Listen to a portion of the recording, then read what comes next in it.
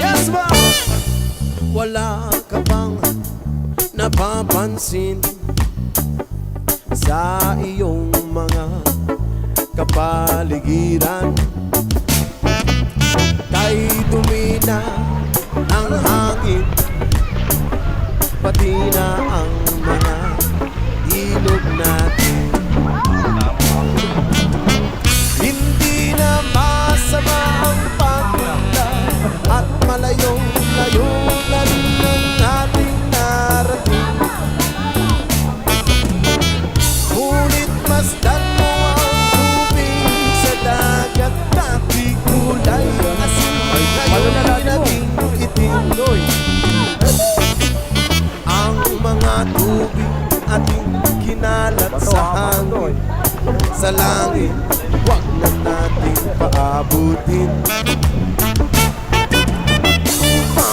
Kung tayo'y pumanaw man sa sariwang hangin, sa langit natin matitikman. Mayroon lang akong hinihiling sa aking pagpanaw, sana ay nagulang. Gitara ko ay aking dadalhin upang sa ulap na lang tayo magkantahan. Ang mga bata ngayon lang isinilang, may hangin pa kaya matitigman. May mga puno pa kaya silang aakyatin, may mga ilog pa kaya lalamuyan.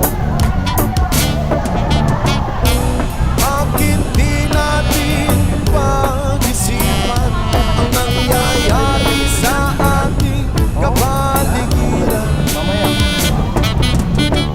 Hindi na masama ang pagpunta kung hindi nakakasira ng kalikasan. Darating ang panahong mga ibong gala ay wala na madadapuan. Umasdan mo ang mga punong dati ay kay tatag, ngayon ay namamatay dahil sa ating kalokohan.